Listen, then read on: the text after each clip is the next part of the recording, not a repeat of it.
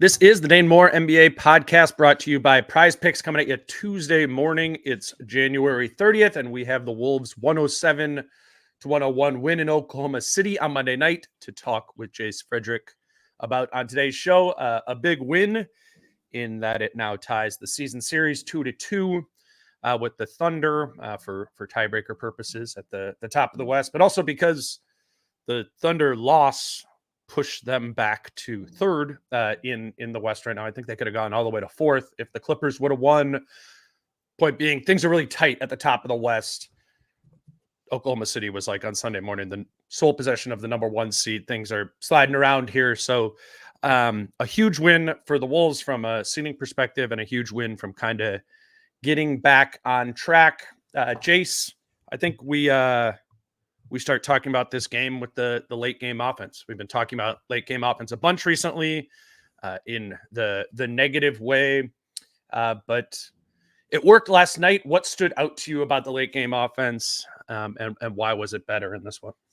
It was, I think it was like, it was that everybody was involved in it. Literally like everybody had opportunities. Like Nah was getting the ball in positions to try to score. And like, I think he missed like a jumper, and that was what Jaden tipped back in. But like Jaden got an open corner three. Like Ant certainly got his looks as well. You know, like it was allowing everybody to touch the ball and try to make plays. And you just see like that can work. Mm-hmm. You know, like you can make the right decision and let your teammates take shots and make plays. And do you like Jaden making that three probably makes it all the more likely that, you know, a minute and a half later, he's going to crash the boards and you know, attack like that because he feels like he's a part of the game, like, and alert offensively and all these types of things. Like they all tie into each other. They don't seem like they do, but like players will tell you they do. And so it's just like that's even on the Ant dunk, right? Like they tied in together because it goes Rudy, like 4 minutes left in the game. Rudy post up dunk. Yep. The next position, Nikhil kind of had a pump from the corner, took a couple steps in, hit that mid-range shot, which he's actually, when wide open, hit consistently this year. Jaden hits the corner three. And then it is like, I mean, Ant went decisively, and there was other things that Ant did on that possession for the dunk, but like that dunk is a lot easier for Ant to basically seal the game after the three lesser offensive weapons, you know, score the three previous possessions. That's what popped to me most, you know, right there, particularly with the Ant one kind of wrapping things up. What frustrates me a little bit is like, say they were good shots and say they don't go down. And then that's when people try to be like, no, Ant's got to take these shots. Like, right. I mean, I think at some point you just have to trust that making the right basketball play works out more times than not. And like last night it did. And there'll be other games where like Jaden will get two open corner threes and they won't go down. You know, and you'll be like, well, what was that? Like, you know, you got to find a way to get Ant shots there. Like, just trust that the right play is going to work out more times than not. And it certainly worked out in their favor last night. It did. Why hadn't it been working? You wrote about that recently with how bad the clutch time offense had been. I was just rereading that story of yours this morning, and it tells the story of how good this team was in the clutch in fourth quarters up to Christmas, and then literally the inverse of that after Christmas this past month, where they've been, you know, really bad in clutch time and in the fourth quarter. In my head, I think about that and I go, man, it was right at Christmas or right after Christmas, right after that Thunder game on the 26th when Ant started the I need to be more aggressive. Bullets in the chamber. Yeah. The bullets, yes. And that's, I mean, he kind of stuck to his guns on that some. It kind of disoriented something certainly at the end of games. Is that the biggest shift you're seeing, or what else stood out? I know you had a bunch of numbers on how bad the clutch offense had been prior to last night over the last month. Yeah, that was at 100%, I think. It was like just in like that stretch of time, Ant and Cat were each 4 for 15 from the field in clutch time, and nobody else had more than like 6 shots or something like that. Like the aggregate of everybody else was significantly less than the 30 that Cat and Ant had taken. And it's just like when that means that everybody else, the defense knows that these other guys aren't threats because they're not going to get the ball. They know it's going to be Ant and Cat are going to go up against stacked defenses. And that's really hard. and you're not going to succeed in those spots, and you're going to lead to bad jumpers that are, often do lead to like transition opportunities the other way. Like it's going to lead to stacked defenses where everything gets kind of clogged in if you're not kicking out and not making the right play. And guess what? Now that leads to more turnovers. Like it's just bad basketball in that mindset shift. And I do think Ant saying like, I left bullets in the chamber, I needed to be more aggressive, like that was a big part of it. You can just see like you can be aggressive when the opportunity clearly presents itself, when you have a runway to the rim off of like a high screen and roll where everybody's a little less willing to help in because everybody else has taken shots and made shots in the previous 2 minutes last night. Yeah. So much more effective than everybody else squeezing into the elbows and you being like, I'm just going to go anyway. And Cat's going to be like, I'm going to bulldozer through, or Ant's going to be like, oh, there's a defender at the elbow, I'll just pull up in front of him. Right. And shoot this 20-footer with the hand in my face. Like it can be better basketball. And that's what it was last night. And it was a good shift for Minnesota. And I think, you could tell Chris Finch afterwards was pleased with it. And he's just like, hopefully this is what we're working towards now. We're just going to keep pounding in, make the right play, make the right play, make the right play. On one hand, it makes total sense to me that a team whose highest usage player, 22-year-old highest usage player, is volatile in the clutch, right? That even as a very good 22-year-old, I think some of that is to be expected. So when I find myself, particularly when I'm going back through and watching like fourth quarters and I'm doing oh my God, like Ant again, like I go, okay, 22, he doesn't know how to do this yet. A lot of 22-year-olds don't. It's this weird juxtaposition though, right? Where you're a team with aspirations of contention, however you kind of want to define that. And I think in your article, that's what like really struck home with me, where I'm like, okay, no, Jace is being hard on Ant here and this and that. But what you're doing is what I often try to do is like, it's like, okay, let's hold this team to the standard that they've stated for themselves, right? Of being a contender, being a team that, wins around multiple rounds in the playoffs. And you just went through from the last 10 years of teams that have had a negative, the teams with negative clutch net ratings. None of them have won a title. 2 have reached the finals, which is 10% of those total teams. Only 7 of them, 18% of the total teams, have reached the conference finals. And then the Wolves net rating is like really negative. Some of those other teams. Yeah, I'm sure it got better last night, but yeah, it was negative 4.9 ahead of that game. And like I said, I'm sure it's still negative. But that was a step in the right direction. Like if you can't win close games, like that is, guess what you're going to play in the playoffs? Like a lot of games that are decided in the final 5 minutes, like ideally you're positioning yourself so you're like up 6 heading into the last 5 minutes, not down 6. And then it's just played out from there. So you've got to find a way to win close games. You've got to find a way. And frankly, like more of the entire playoffs are played out like the last 5 minutes of any game. Like it literally is like 48 minutes of that a lot of times. So how can you execute when the opposing defense is locked in, super tight on their game plan? They know exactly what they're going to take away and what they're not. And how can you make the right play again and again? If you can't, you won't win. I think and like we saw this, like in the Memphis series, they lost those 3 games. In the Denver series, like the game they won, they were up 12 with 2:40 left, and then Ant put up some really bad shots at the end of regulation, and they just missed things and bad turnovers. And all of a sudden, it's tied.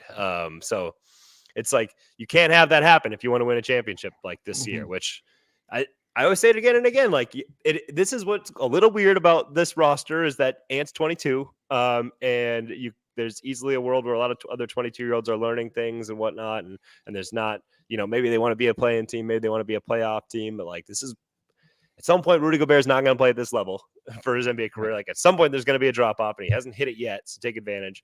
Mike Conley is, here for this year on his contract. Who knows what comes next year? Like you got this really good roster right now. So that's what's weird about it is I agree he's 22. I agree a lot of 22-year-olds don't execute perfectly in these spots. You wouldn't expect it.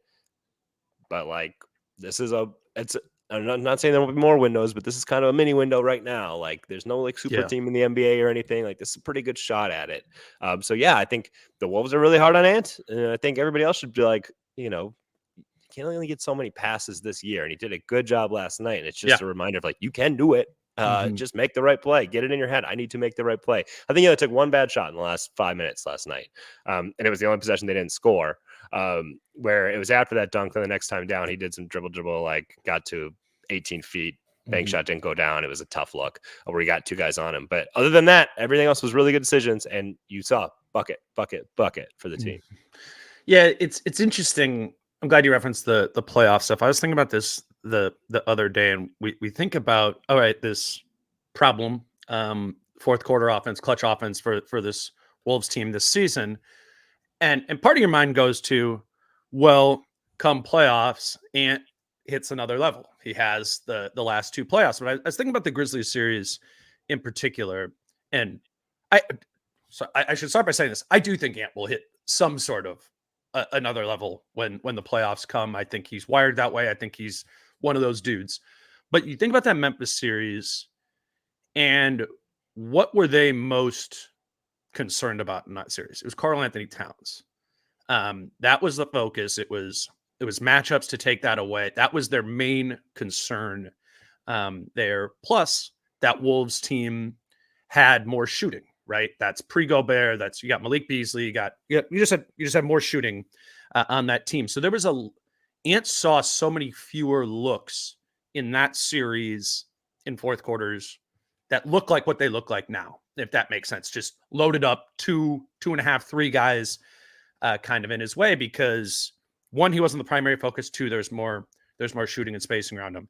And then I think you look at the Denver series, and certainly had more attention in that one, but they ultimately prioritized, I think, Cat too, by putting their best Cat/Ant guarder, Aaron Gordon, on Cat. And Kentavious Caldwell-Pope, who's not a bad defender, but one-on-one, he didn't have any answers for Ant there too. So it's this like gradual progression, I think, over the past few years of shifting into Ant being the primary focus to take away, which I think come playoff time lessens the guarantee that Ant's just going to be able to figure it out, right? He's going to see these doubles. He's going to see these things, and they're going to push the ball in different directions. And I think to win games in the clutch, like, yeah, Ant's going to need to make some difficult shots and do his thing.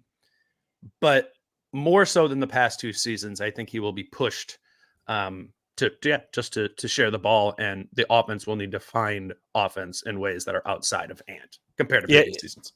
Yeah, and I do think like, and anyway, I am also confident that he'll take this game to a different level. But then we do see like there's doing that, and then there's doing that in playoff clutch time, which is like an even higher sense of all of this, where like, last year it wasn't awesome at the end of games. And in Memphis series, like that game 6 loss to Memphis, I just remember, like, I don't remember it exactly now, but watching back the last 5 minutes, I was like, okay, they put Jordan McLaughlin in. They scored on every possession where Jordan McLaughlin touched the ball. He just didn't touch the ball on like 4 or 5 possessions because Ant and Cat were just going back and forth, and whoever got the ball just shot it. And that's what they do, like, and we see some of that now. We see that rear its head back now in this last month.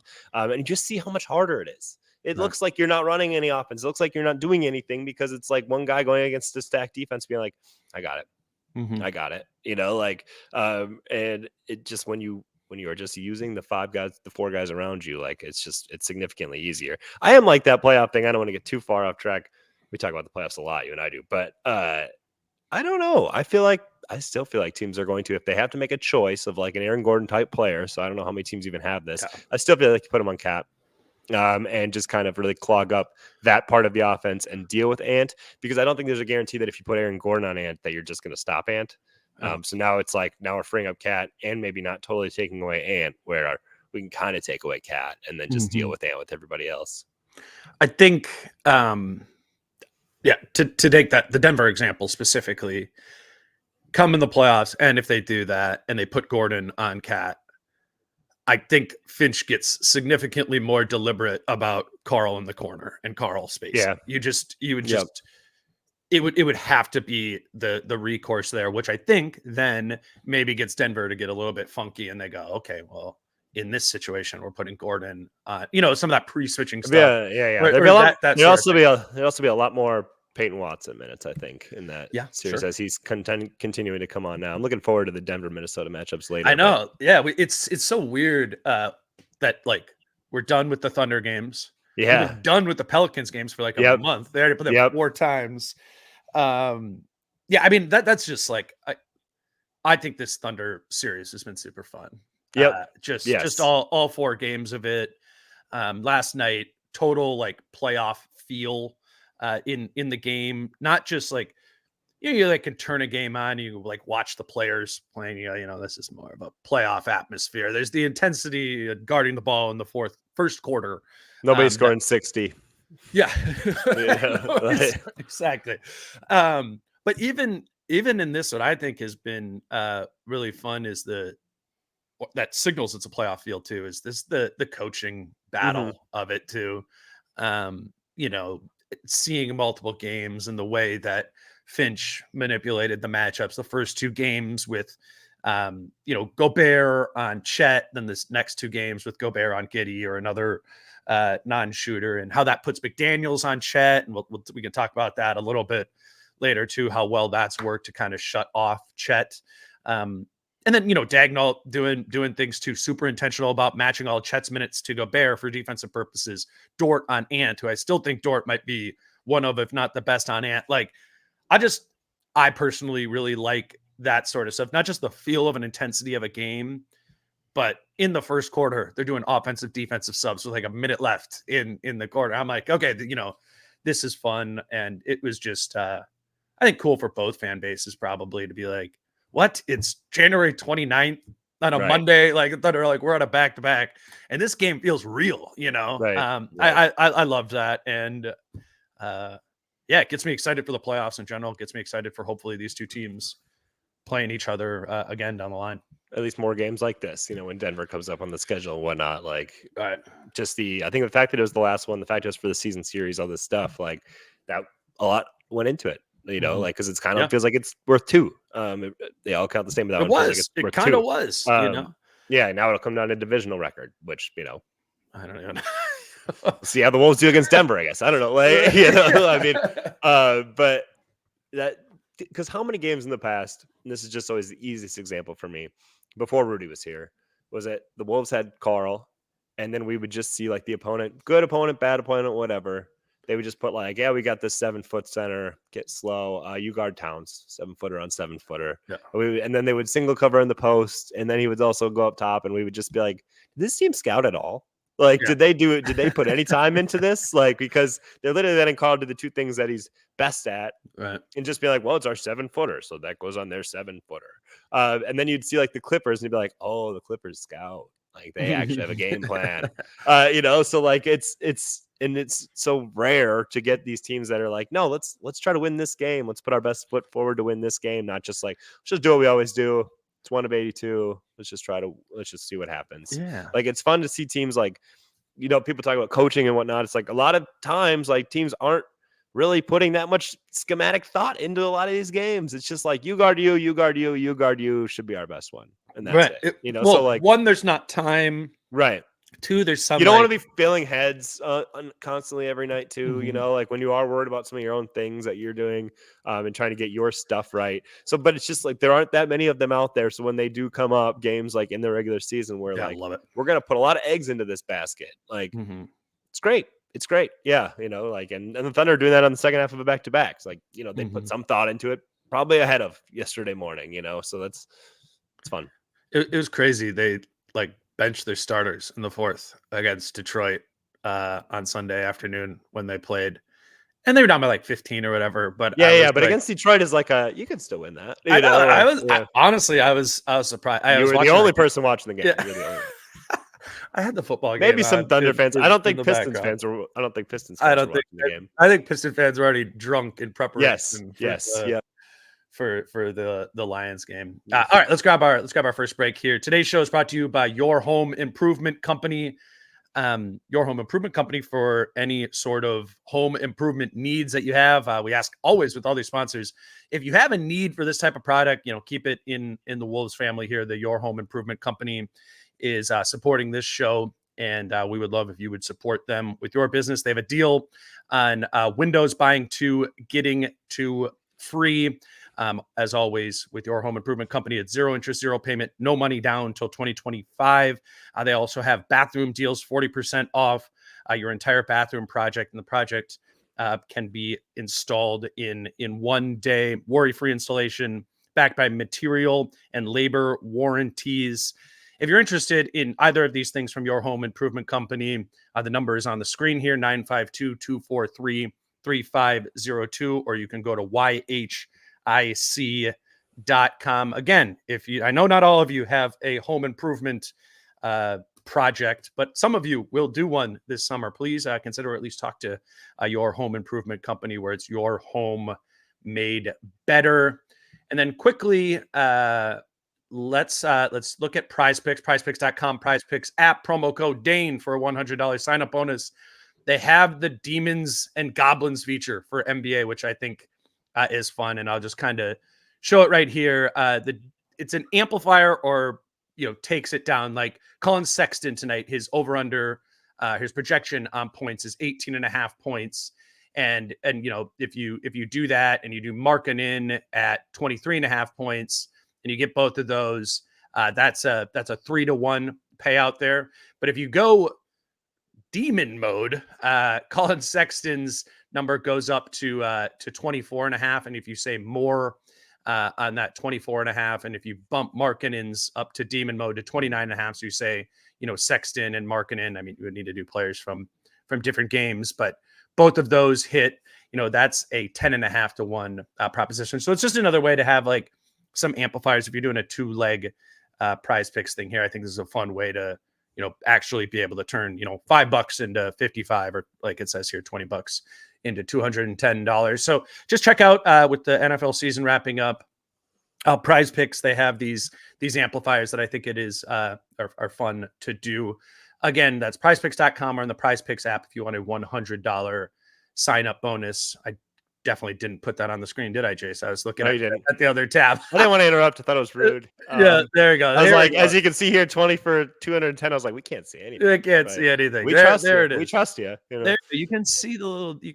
There's a little demon on there. There's the goblin, and it amplifies it. So it also says, you go from a 3-to-1 proposition for a 10.5-to-1 proposition. If you're banking on a really good game from those guys, it's a fun way to do it. Again, promo code Dane for a $100 sign up bonus on Prize Picks. I probably wouldn't do Sexton to score more than 24.5 and Markkanen to score. Yeah, they were just the top two demons that were up there. But it's Utah's going for 140 tonight. Some of them though are like it's like 7.5 rebounds is what the projection set at, and then the demon one is like 8.5. Yeah.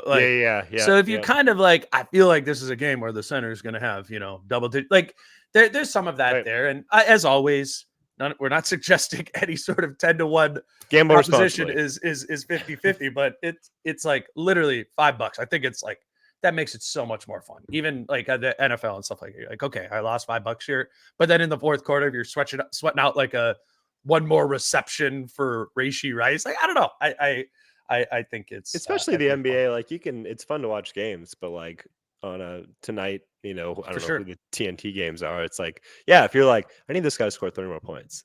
Like you might not really care who wins, but like now you need that. And like, it's like, this is way more fun. Exactly. Gamble responsibly.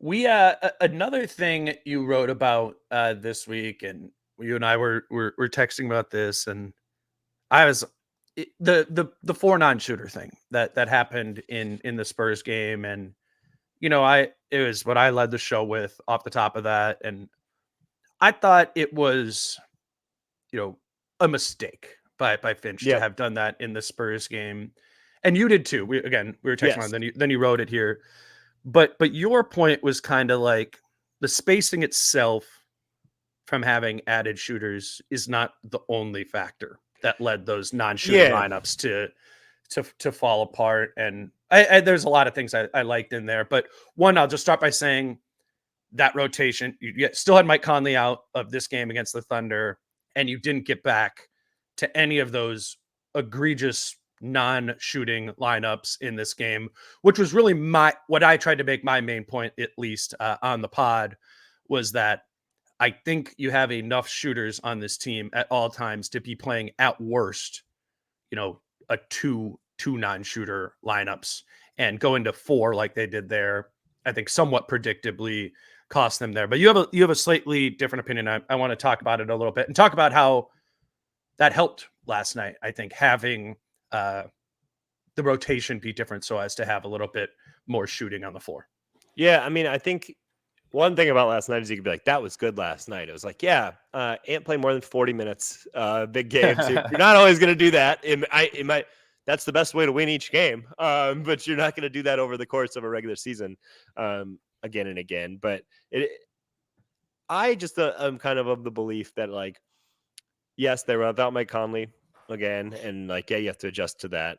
But like, you're going to get some wrong, like as a coach. And like I said, like I was texting with you about, I was like, a couple of those were turnovers within the first like 3 seconds of a shot clock. Like that's the first pass. J-Mac brings it down the court and is going to pass to Nas, who does one of those out and then goes back to cut. And J-Mac throws like he's coming out and it's picked off. It's like, that's just like a communication thing to start the possession. Another one is Rudy's like first screen within the 5 seconds and it's a moving screen call. And it's like, okay, like that can happen with your best lineup. And obviously, like, I agree with the idea of like the process wasn't good. And then the results also weren't good. And it doesn't mean though, like if those 5 guys played again, it probably wouldn't be that bad. Like I agree with that. It could be bad and not be that bad, like, so it's not like it was like, this was the dumbest idea ever. This was literally like asking them to lose this game. It's like things just went wrong as well. But I agree, like they shouldn't do that again. I don't think they will do that again. It was a one-off. It was like a one game. Like this was not good for us. It's like sometimes you're trying to find different things when a guy like Conley's out. It's like, well, what should we go to? And then you see it in action as like a coach. And you're like, oh yeah, that wasn't good. So like I just think like you can say like, that was bad rotations. And then as long as they're not trotting it out there like every game, again and again and again, it's like, I think it's probably pretty forgivable, like look at how many, I mean, just like watch other teams, look at how many different rotations where you'd be like, why are they trotting out this lineup? And they do it every game. It's like every one of their bench lineups and it doesn't work. So like, I'm definitely a thing like last night, then when Troy Brown plays instead of Shake Milton, Troy Brown only plays one shift. But it's just like trying to make sure that you don't end up in those spots again. Yeah, no, it's the classic, and I think I do this a lot. It's the classic like hyperfixation on the team that you watch all the time, right? And I get it. It's like, I mean, especially for us, like making content, writing, podcasting. It's like if you're not going to talk about each game like at length, then what do you have? Sure, like. But to your point, like, I could turn on a Mavs game and not know about some of those subsets of things that are contributing to issues, but for the team for the whole season. So I might just miss that, completely. And then afterwards I wouldn't be like, they lost to the Kings, Jason Kidd, terrible, whatever. I get that. And my whole point with it was like, I get you're going to get to some of these lineups that are crappy at times. I just think, and I do believe this, when you have a roster that already is struggling offensively and particularly struggling in the shooting spacing area, it's an area you got to be intentional about, and more intentional than what they were in the Spurs game. Granted, it's a Spurs game in the middle of January, all that. And they're more intentional about it against Oklahoma City last night. And so to me, like thumbs up, you made some adjustments. You switched when Carl was in versus Rudy was in. You played Troy Brown a little bit, those sort of things. Jordan McLaughlin made some shots. Really smart adjustment there. Well, but yeah, really. J-Mac made a couple go 4 for 4 from the field and make 2 threes. That's smart. It was. And the third one of the other ones, his foot was on the line there too. Right. But that ties into the end of that article, where your sort of like thesis was, this justifies getting a backup point guard, not just a backup point guard, but that a backup point guard who can shoot. That can shoot. That's what. It's hard. This is just the way it is. Like, you can't have 3 guys out there. Like, and so like Rudy and Kyle are probably going to play some together. So then like the backup point guard is negated, whether it's Shake Milton or Jordan McLaughlin, because there's just not enough shooting on the court. Then if you have those 3 guys out there, and they do like some Kyle Rudy stuff, they like that. And so now it's like, now you're really handcuffing yourself with your rotations. Like, we've got this bench guy who we like to play with Rudy, but then we can't have another bench guy out there. And it does make the spacing really tight unless J-Mac just all of a sudden starts knocking down a bunch of shots. But if you just assume he's going to be a similar shooter to who he's been his whole career, like, I do think that not everybody's meant to play with Rudy Gobert. I do think that's why Shake Milton has looked worse than he has at any other point in his career. Just the pure lack of spacing out there. It's hard to play within. And if you can't be a part of the solution, then the problem only makes things tougher for you. So I think there is something into like maybe your backup point guard, no matter what you're giving up or taking, like a must have has to be like they can knock down at least 36, 37, just be a threat from deep and be confident taking those shots as well. Well, and it's like, I mean, I think there was a handful of different reasons why Jalen Noel had the worst season of his career last season, but maybe some of it was, you know, playing those minutes with Rudy Gobert. And when you are that bucket getter, get to the basket, around the basket, like you kind of need the space to be able to do that. And that space is compromised by Rudy Gobert. I mean, in the past, you and I said it, like one of the best bucket getters, like one-on-one that the team had in previous years. It was like, I know, like if he gets somebody one-on-one, he's gonna score. I mean, but now when things are clogged, you have to. It's not one. It just isn't one-on-one anymore. Right. It's kind of. And so, like, simple. If the 3-point threat isn't a huge one for you, and so they can kind of give you a little bit of space out there, and they've got a bunch of help in there, and like things get congested really quickly. And for Minnesota, like the offset of what Rudy brings defensively is so worth it. You know, for any offensive spacing type of things, but you need some guys who can shoot the ball to mitigate that. And that's why like a Mike Conley pairs so well, because he shoots the three at such a high clip that when he's out there, a lot of times it doesn't look like there is a spacing issue with Rudy, you know? Like if you can't come off the pick and roll and pick and pop and they sag back at all and you can just knock down the three, like great. You know, like I really do think especially if you want Rudy to play some of those second unit minutes, which is going to have to play some, but if you want to play chunks of them, and Kyle's going to be out there in second unit minutes, like you can't really have a guard who can't shoot unless he's traded. Oh, Kyle's traded. Yes. Like, I was like, which guard are you talking about? Kyle. Yes. Well, that's just like that's another way to fix it, but then you need to get another shooter back for Kyle. Like, exactly. And you lose a lot defensively there too, but I mean, defense is still I'm always against that because you can get as frustrated as you want about the offense. Like this team is where they're at because they are so good defensively, and giving up any of that, I think could be a mistake. I don't like any part of shifting your identity. I think you can try to like get better on the margins without shifting who you are. It did, and I don't know if this is for sure true, but because Kyle also a couple of guys got hit in the middle section yesterday that like threw off how the rotations were, kind of charted out to work. But generally speaking, I thought in that matchup last night, Finch there were more parameters on Kyle Anderson minutes. I think he only had just a one shorter shift in the first half. It felt like that, at least to me. And maybe that's, if you aren't trading him, that's part of the accommodation matchup specific. But I want to get back to the trading for a backup point guard thing, because I think as we sit here 9 days away from the trade deadline or whatever, I'm not on the getting a backup point guard train. I don't think that's where I am as of now. And part of that is I'm just looking at it as like they got one bite at the apple in the trade market, because you have limited contracts that you can trade to get people back. And we really just have 4 second-round picks, and I guess like a couple of first-round swaps, but just limited assets to be able to go out and make a move, period. So I'm looking at it at one bite of the apple in terms of a trade. And you have kind of 3 quote unquote needs, like we've said all season: backup point guard, bucket getter guard, or movement shooter.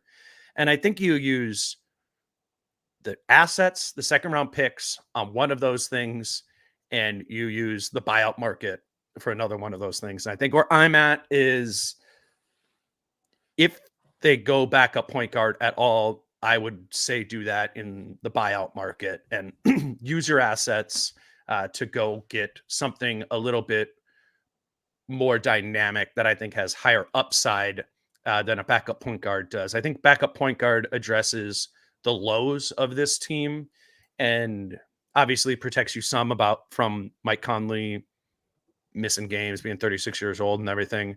But I'm also just kind of at the point of, if Mike Conley's hurt, this is screwed. Like, it's not gonna, having Monte Morris to plug into the starting lineup in the playoffs if Mike Conley rolls his ankle or whatever. Yeah, I think you're kind of done anyways. I agree with you. It worked great for like it helped Denver like be a 6th seed when Jamal Murray was out. It didn't help them win any playoff games. You know. So I'm with you in that like that he can carry on. Sorry, I know you weren't like done, but no. It's like the backup point guard thing. I thought about this too. I think it maybe helps you win a few more regular season games, like maybe a couple, like 2. I don't know if it and that's not a zero value proposition, right? Because the seeding matters and positioning yourself matters. Sure. I'm not sure if that's what helps you win a playoff game, win more playoff games, which should be kind of the ultimate goal. So I don't disagree.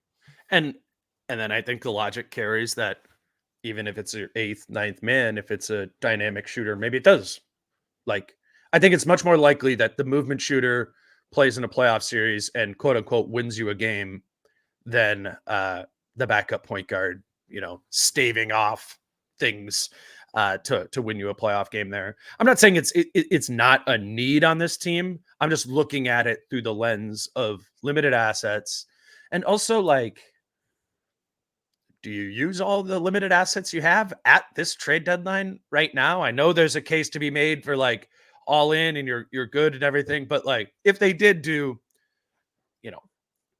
4 seconds and a swap at the deadline for something, you go into the offseason like without future assets at all to trade. You turn into kind of like the Phoenix Suns. Yeah, the Wolves are going to have their pick every other year. They could can trade their first coming this summer, and trade, but you can't trade that at the deadline. You can trade that on draft night. On draft night. So we're talking about in trade windows, you need to have future assets to have. And right now, because they picked up 3 in the D'Lo deal, Conley deal, that helped, but they also used some to trade up for Leonard Miller. It's limited assets, and I think that's just an important like framework to be thinking about the deadline in general.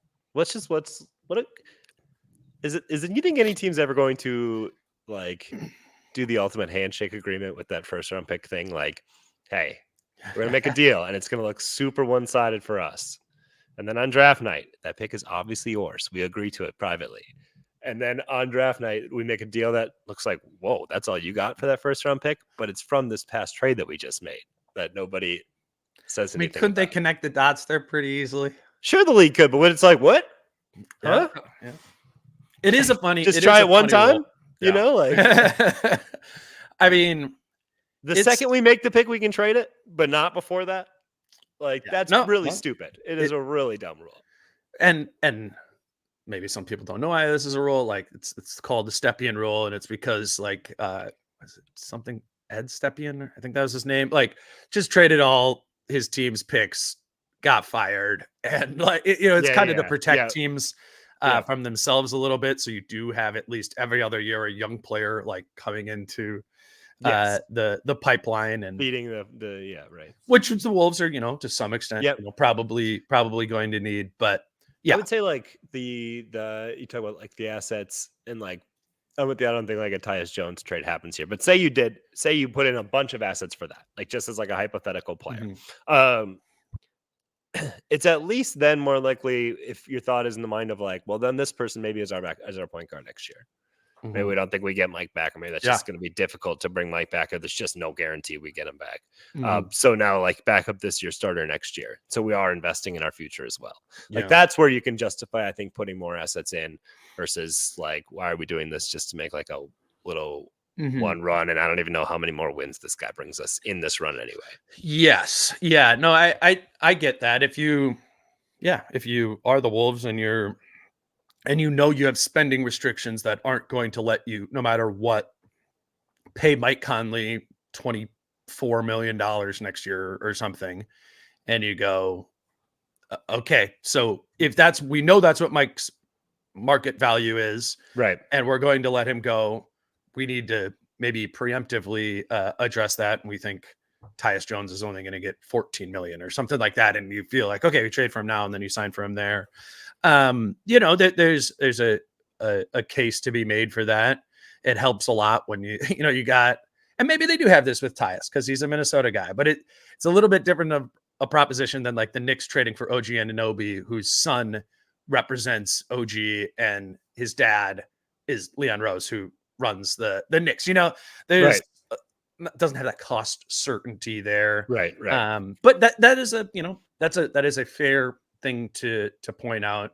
I mean, I guess I just haven't gone there too much in my head because I'm Yeah. still No, operating under the assumption that that Mike is back. But I think so too. Yeah, I'm just laying out things of like when you bring up like, and I was trying to say like not tie a specific like just a name, just an example, so people can picture it in their head of like you're more willing to spend assets if you think like actually this will also help us down the road. This player is not just a rental; it's a piece that we think actually like kind of helps refill our pipeline or whatever moving forward here, as well as helping us win a few games this year. Tice is an easy one to do that with, but insert any player where you think that could be the case. And now it's like, well, now it is worth emptying the assets a little bit more because it's a future investment as well. Jace, let's get into a couple more like specifics from the game last night. The main thing I have written down here is kept turnovers low. Yeah. The first 3 matchups, 19 turnovers, 21 turnovers, 21 turnovers, which if you're not familiar with turnovers per game numbers, that's really, really high. Last night in the win, only 13. That was obviously a driving factor in the Wolves being able to stay in this game and win this game, and that ties to the late game offense we were talking about. I also thought the Wolves shot it really well. They just did. I was looking it up. 14 of 28 from 3, but only 15 of 28 at the rim, which I don't know. I guess you're probably not going to shoot 50% every time from 3 that you play Oklahoma City, though they're going to. That's what they kind of do. They push you to make threes and try to load up to take away the lane, which kind of takes away the rim. There's an opportunity for the Wolves to do more at the rim against this team. I thought a lot of that just could have been more offensive rebounding. Like Rudy had so many like tip tap like 5 or 6 times where it's like, man, if he secures that offensive rebound, goes back up to dunk it or kicks it out, to a shooter. I think there's more that they could have done to expose Oklahoma City on the interior. But that kind of ties to the rebounding and being a big team, which the Wolves are a big team, but they don't always impose that. I guess to point that this could be even better against Oklahoma City is that there's some low-hanging fruit to dominate inside a little bit more, but big that they did hit their threes at a high clip, and big that they kept the turnovers down.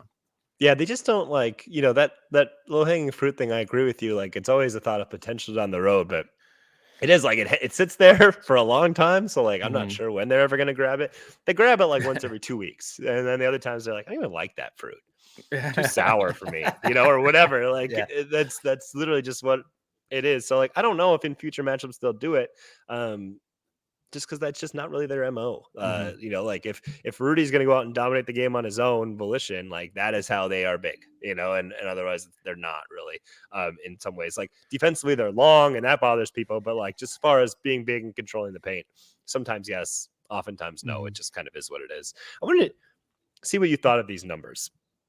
So like over the course of the first 3 games of the year against OKC, like OKC had 160 plus open or wide open shots. The Wolves had like 110. It was like a 50 shot difference over those 3 games. Last night, like I'm watching it, I'm like, yeah, I think the Wolves defended pretty well. Like obviously OKC missed some shots, but the numbers from last night, open or wide open shots for Oklahoma City, 57. For Minnesota, 37.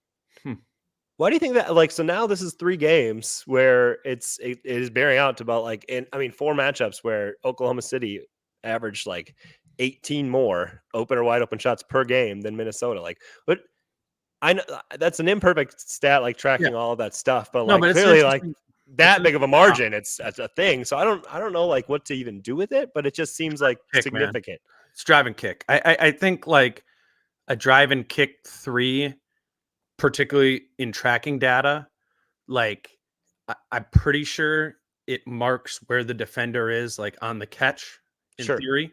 Yeah. And so you picture a driving kick, right? Like Shea's going down and he kicks it to Dort, and Carl's kind of helped out on the Shea drive, and now he's recovering back to Dort. They weren't even all threes though. I mean, like there was it was a higher percentage of non-threes than even in the past, but there were a lot of threes. There obviously were a lot of threes. That is mostly where those numbers are going to come from. Yeah. But I hear you on the kick. I just think there's one, maybe the tracking data like somewhat overrates that. But on the other side of it, um, those are high quality looks. Like, Right. That's what you you know, want. Drive and kick is what you want. I mean, it's just the easiest three. Like in ways, it's almost easier than just like a corner, like swinging it around the perimeter where you have to like catch, turn your body to shoot it. Like a driving kick that comes right at you. That's like shooting pocket, go right up. Like, Right. I think that's part of the reason why Oklahoma City has such a good 3-point percentage this season. Even though I look and I go, not many shooters, right? Like, and right. like the Dort one's weird. And like Giddey takes if they swapped out Josh Giddey for a shooter, oh, they would be significantly better offensively. It's I mean, that's an Oklahoma City takeaway I have yes. from this game is I know Dort has made his threes and stuff like that, but yeah. more like Nikhil, right? Where it's I'm pretty some confident. games. Yeah. Exactly. There's a you don't hate when he takes it. You don't hate when he's taking them. They're going to be games where they don't go in. Yeah. Malik Beasley had plenty of those games, and he's a great shooter. Exactly. It's just interesting from the Thunder perspective, given all the assets they have and all this of like, okay, so, is Dort or Giddey, the piece that you would send out in a deal with some other first attached to it. It can't be Dort. Yeah. Well, but then you're looking at the two and you go, okay, well, like Cason Wallace maybe turns into more of a Dort over time. So you kind of still have that archetype on your roster. Maybe he's the one you let go of. I think like most people would point to Giddey, particularly because he probably just has more asset value as a player. Obviously what's happened with him this season has, it's like the Miles Bridges situation of, right. How does that impact a player's trade value once we like operate in the real world, not as strict assets? But yeah, I feel pretty I'm going to watch a good amount of the Thunder and watching these 4 games against a high level contender or like high level competition for them in the Wolves. And you go, I do think they probably eventually will need to, move on from one of them. And I think, maybe some Thunder fans would roll their eyes at that and be like, no, we have Davis Bertans contract that we can use to trade for it. And I get some of that stuff, but I don't know. I feel like in the playoffs at some point, they're going to start starting Isaiah Joe just because they don't want to deal with getting guarded the way that the Wolves guarded them. I mean, that's a huge part of this game too, in my opinion, is the Wolves found a great way to guard the Thunder, much like they did with Denver. Yep. It's starting to feel like that. And I would give, hat tip to Finch on that. The Denver series, I talked about this a bunch. I was like, I don't know about Karl and Jokic. Like, I don't like that. And then it ends up being probably the best way that the Wolves can match up with them. Same thing, it's like, oh, Chet kind of killed him. I kind of want Gobert on Chet. But then didn't even think about putting McDaniels on them and what they found there. So they did a good job. Oklahoma City is a good team, but like most good teams, like the Wolves, flawed, right? And I thought Finch and the defense in particular did a good job of, kind of scraping at some of those flaws. It is definitely like Minnesota where like it's good coaching for sure. It's also a lot easier to be a coach when you have options. Like, yeah, right. And it's like I thought Finch is supposed to be this offensive genius, and it's like offensively they've got some really guys who make a lot of bad decisions and just are not conducive to running good offense on their own, like these players. Defensively, they look like great coaches. They've got a lot of really good defensive pieces. Yeah. You know how many teams can play the chess match that Minnesota can play defensively? Like that against OKC? I agree with you. Like other teams will guard OKC like that. But it's usually not with the benefit of like because we want Rudy Gobert to still dominate the paint. Right. Like Rudy on Giddey is a whole being able to have the personnel where your most impactful defensive player can be your guy who's wandering. And kind of just maneuvering around the defensive court and helping wherever needed. That's a huge asset. And then to be able to be like Jaden McDaniels will go on Chet because we still have 2 other good perimeter defenders. It's so much easier to be. This team is still like wired towards being a defensive team. Like Jaden McDaniels is not an awesome offensive player. He's a decent offensive player. Rudy is obviously almost tilted entirely towards defense. Like Nikhil is tilted towards defense. So yeah, their defense is going to be better. They're going to look like better defensive coaches because they have these amazing chess pieces to move around the board. And you pay a little bit for that offensively, but that's what you've got, and like personnel matters.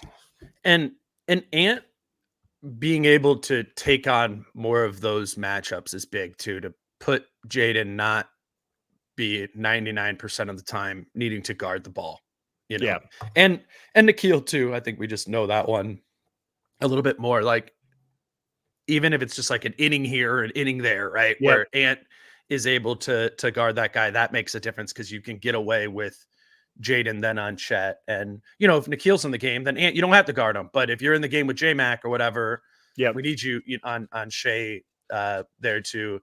I will say this game was a lot of zone from the Wolves in particular. That was a interesting adjustment. It was an adjustment to the Dort and Giddey plan with Rudy not working. Giddey hit 3 threes in the first 6 minutes of the game. Right. And then he missed his last 4. He missed his last 4. All after the Wolves switched to zone. I know they didn't exclusively play zone. Right. But it was interesting. Like, they took Gobert out of the game, went zone. And I'm like, oh, they do this a lot when they're concerned about a main scorer guy and Rudy's not on the floor. They play zone with Cat there.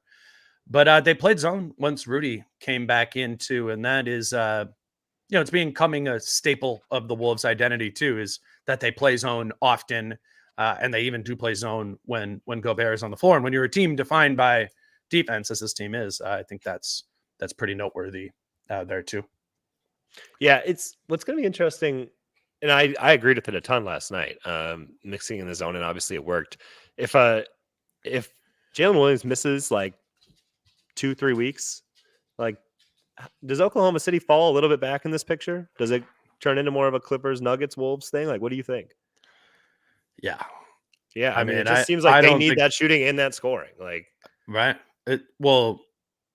Who's the Jalen Williams replacement on that team? Like, it's Kenrich Williams, or you go even smaller, which against, maybe some regular season teams, like, they'll, I guess, paint the picture of it. If it is fine, maybe that's just not getting exposed as much. But yeah, they could certainly, lose some games here. I mean, one of these 4 teams between the Wolves, Nuggets, Clippers, and Thunder are going to fall to at least the 4, right? Like, yeah, right. And that's what the math says. Yeah. But then even like the next tier is Sacramento and Phoenix. And there are 38 games or whatever left in the season. Like, there's time for those teams to make a little move too. I kind of have like my eye on Sacramento a little bit. I watched them play Dallas the other day, and they don't have the defensive personnel, but they got like the defensive give a shit factor is like way up this year with them. So it is kind of like that whole 6 there. And I don't mean to put the Wolves 1 down with like the Phoenix, who's been largely dysfunctional here, but more so just looking at the the West as a whole. It's going to be tight. And for all these teams, not just the Wolves, like Oklahoma City losing to Detroit on Sunday. Right. Like, you can't afford that if it's really important to you to be the 1 or 2 seed in this, and get a play-in team in the first round there. So it's that time of year where it's fun to be checking the box score every night and kind of seeing how the standings move around. Last thing, we wanted to talk about this a little bit. I know this did need to be the first thing we talked about. I forgot we were talking about it. I was like, "What?" No, you texted me last night. You texted me. I was like, "I'll talk." I want to talk about the fouling, and the Ant made the refereeing a major talking point last night. As many people pointed out with the picture, he definitely got fouled on that dunk there. And sure, I get, I definitely get frustration on a clear missed call there. It's just me first. Where I'm at with all of it is I think it's a slippery slope. It's a dangerous mentality suck that I feel like Ant is falling into some to be as focused as he is on the refereeing night to night. I think he's still learning what is actually required to get foul calls on a consistent basis, because they are going to miss some. I don't know. I just don't totally love the whole refs and foul thing, because it's just like not something I could actually like soberly wrap my mind around and talk about, because it is volatile. But what did you think about the refereeing last night, Ant's comments about it after the game, and just sort of the overall way in which they're approaching refs right now? Yeah, I mean, I think the Wolves, like they feel shorted all the time. Like you even hear this even in non on the record comments and whatnot. Like, For sure. and you can tell Cat always feels like you just tell every time he like misses at the rim, even if he's not like yelling at the refs, he's like running back to himself, going, "That's a foul," like all that kind of stuff. And Ant obviously throwing his arms up and whatnot. Like, yeah, that they missed that one last night for sure. And obviously, like nobody's thinking otherwise. I just think like it always comes up so much more against when you play against SGA, Luka, Embiid, and Giannis, because they go to the line so much. They do every game that you're comparing every single foul call to like, that's not that much contact. And how do you get that and not this, like, and I think it's important sometimes to take a step back. Like Jim Beat was like, every game this is happening, blah, blah, blah. And it's like, I'm looking at the numbers and like the last 2 months, Ant's 11th in free throws per game in the NBA. Like, and it's like the separation between Ant and like number 5 is marginal. Like you've got the top 4 and then you got everybody else, and he's getting the same whistles as everybody else. Like, and I know you could say, well, that shouldn't be the case. He should be. How do you get up to those top 4? He's got to completely change the way he plays basketball. Like SGA, Luka, Joel Embiid, even Giannis, like they do not play a fast brand of basketball. Right. Everything is so slow, so deliberate that like it's so easy to see any contact that you're going to get a lot of calls, where like LeBron like doesn't sniff anything anymore in terms of like the top 20 in free throws per game. And like even in his prime, he never led the league in free throws per game. It's a lot easier to miss calls when you're going full force at the rim and attacking, and like it's like, did he foul there or not? I don't know. A split second, it looked like he would jump straight up. I don't know. I think where when SGA is doing like the one move here and there, and all of a sudden he's got your body turned in the wrong position, and then he can go through it. It all happens in a span of 5 seconds. Like my grandma could be like, "Yeah, it looked like you bumped him there," because it's happening so slowly. Like that's happened. That's the case for all of those guys, and they use it. And it's a big part of their game, and it's just methodical. So if you want Ant to totally change the way he plays basketball, and if you want these calls, totally change the way you play basketball. I'm not saying it's right. I'm saying it's a lot easier to miss something when you are driving to the rim in 0.8 seconds than when you are constantly like herky-jerky here and there, getting a guy to move his body. Okay, everybody and the ref can see that your body's not in legal guarding position and went through contact. They obviously saw that, so they're going to call it. Where the other ones, it's like split second, you're on the spot. Sometimes they're going to call it, sometimes they won't. It's more of a 50-50 proposition versus like that's a foul, you don't like it, but by the letter of the law, that's a foul. Yeah, no, I mean Austin Reeves is another player who's like very jerky around, gets a ton of fouls. It's not because he plays for the Lakers. Like LeBron James doesn't get as many free throws as he should. Like it's your style of game so much that makes the difference. You're just, or anecdotally again, at least, you're gonna get more foul call, like blocking foul calls where you let your body hit the guy, right? And somebody like, that's how Luka plays, right? That's how Harden, like he's not up there anymore. He's shifted playing differently. Yep. But that was the thing. It's slowing down so as to get the bump and then craft, finish, or draw the foul with the arms or whatever through that. Ant is more like De'Aaron Fox than he is. Derrick Rose didn't shoot many free throws. Exactly, because he has something that Luka and Harden don't. Speed and athleticism, like in addition to the force there. So I actually think it's like a good example of how funky of just an overall place we're in with officiating right now. And it's not NBA repping. Turn on a college basketball game. You will not think it's well officiated. Watch a high school game. You will not think it's well officiated. Like basketball is really hard to officiate. This is the way it's went because like slow. Why is basketball so hard to officiate? It's so fast. So the guys who slow it down get more calls. I do think, though, I think what you're talking about is logical. I don't think he's going to put that together. And I get that too. And players are going to be frustrated by it, like wait. Because I'm talking about. So then, what are you going to do? Like, or if you're Finch or whatever, and you're like, do you expect you're just probably not going to get to your point when you get the same fouls that the top 4 guys do, but you're 11th.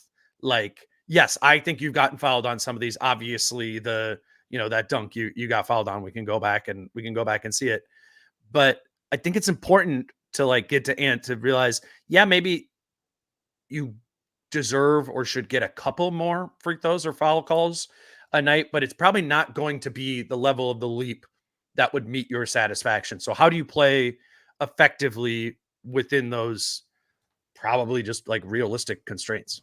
Yeah, I think like all Finch has ever said is like we want him to at least be picky about when he's complaining. Like be smarter about when you're doing it. Pick your spots. Like know when the time of game, knowing the situation, these types of things. Like it just can't be constant because that wears on anybody, and it sets a bad tone sometimes. And like hey, as much as like I didn't like making you just had a great win and all the comments are on the refs.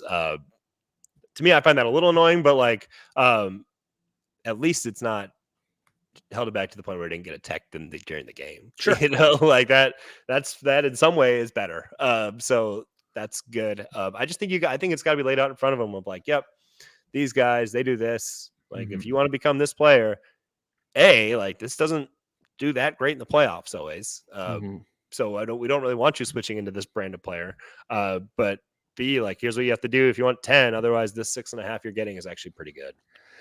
I think part of Ant's frustration too, and this goes back to like the spacing thing, is like he's gonna get a lot of bumps, and stuff on the way there because it's typical Ant drive has at least one person in the lane with him in Rudy, and then Carl kind of like sometimes on the perimeter, sometimes in that area too. So if it's both of them, they're normally guarded by 2 of the bigger players, right? Or longer players. Like there is just going to be a great resistance for Anthony Edwards at the rim, so long as he plays with 2 true bigs. Yeah. And having that kind of like settle and resonate, which, if you were Ant and you were privately thinking, I think I could be a better offensive player in a spread floor offense. Sure. I would agree with you. Yeah. But that's not the team you're on. This team also works pretty well because that spread floor offense team that you're on would probably look a lot like the Charlotte Hornets. And now you're a terrible defensive team. But you know what I'm saying? Like one of those teams that if he didn't, I guess the point is like, obviously Rudy comes with a cost of getting in his way offensively. Some becomes with a massive benefit on the other side of the floor where Ant is erratic defensively. I mean, it was driving me crazy in the first half. They were in that 3-2 zone, and you can hear on the broadcast Finch calling 30, which is their zone call, and then you just see Ant go run and like follow a guy in man where the other 4 guys are there, and you're like, okay, like the box and one. It's so the point is Ant definitely like missed a foul call there. I just think it's part of the nature of the team that he's on and the level of player he is and how he plays that is just not going to, I don't think there's ever going to be enough that meets his, what he expects from a foul drawing perspective, and to learn that would benefit him. I think it totally is one of those things too, where like the way Ant plays, and it's great getting downhill and whatnot with ease, frankly, your contact's going to be at the rim. And that's just not called the same way as like guys getting into your space and providing those bumps, like you mentioned, at the elbow. Like that area is, and the perimeter is policed at a much higher rate than the rim. Like the Wolves benefit from that with Rudy protecting the rim. Like if they called Rudy does a pretty good job with general principles of not jumping sideways and keeping his arms straight up. He's always got that left hand there touching him. Giving you a push to the chest, and whatnot. Like, so you don't want you don't want the rim policed super tightly unless you want Rudy Gobert to have more foul troubles. Like it just goes both ways. Like that's the same way Rudy's is able to be dominant. Ant's not going to get some calls. It does level out more than you think it does. It's never going to look that way on any broadcast, any local broadcast, but I think like it's fine if Ant wants to be frustrated. He certainly can be after that dunk. He absolutely got fouled. Just you can't let it. I just don't think it should be something that's at the top of his mind every single game. Yeah. Well, Chase, I think this was a good way to talk about this Thunder win, which was a major win for the Wolves. Huge win. I just think win. psychologically, like I said this last night, like I don't think, and people can say like, oh well, the Thunder played during the day. Like the Wolves knew the Thunder on the second half of a back-to-back, and if you lose again and you go down and you lose a series 3-1, then you start to wonder like, Are we I don't that good? know. Yeah. Are we that good? Do we stack up that well with these guys? Can we not win any games without Mike? All these things come into your mind. Where when you do win, now I think your confidence is back at like the peak again, and now you have to allow that to then turn into some real momentum here. But that was a real, I think, turning point for them, and I think fans felt it heading into it and all of it.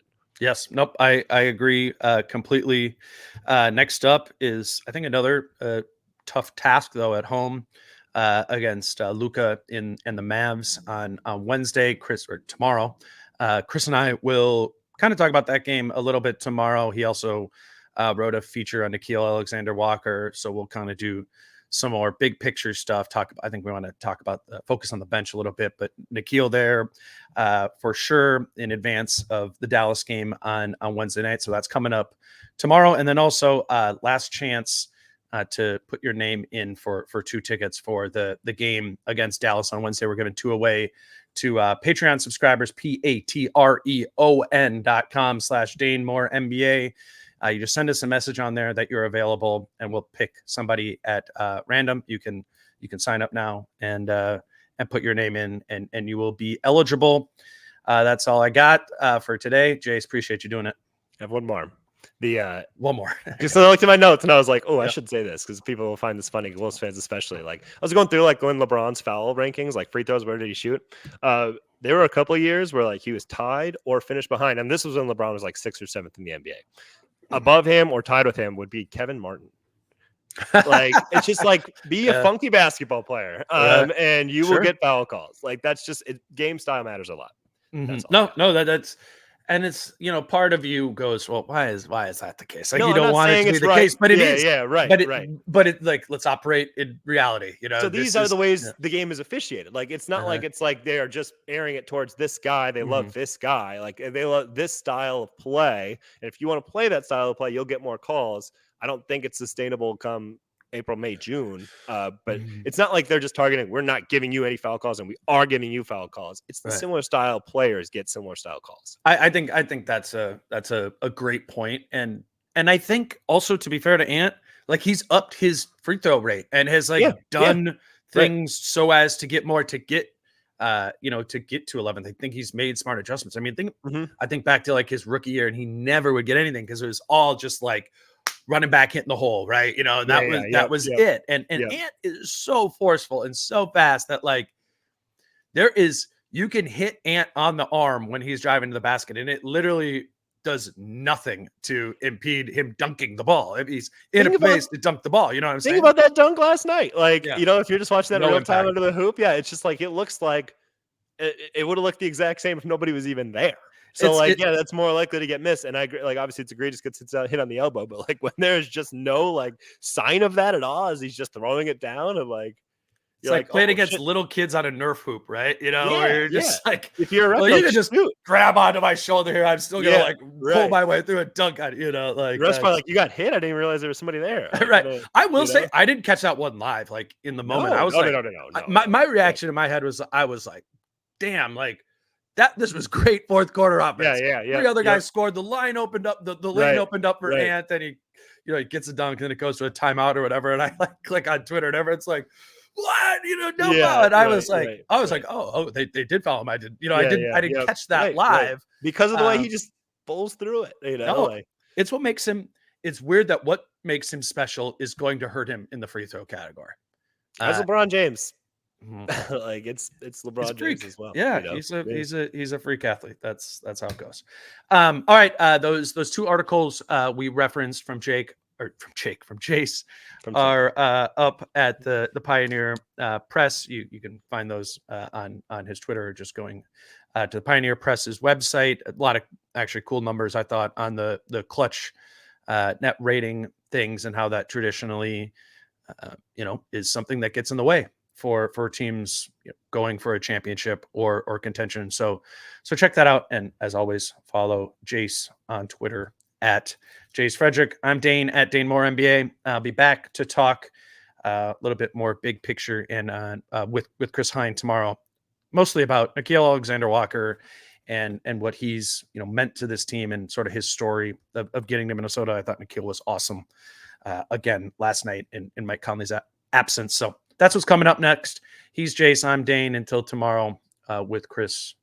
Peace out. How I'm feeling, man, I hope it never stop, yeah. Green and hot so you can find me in the crowd.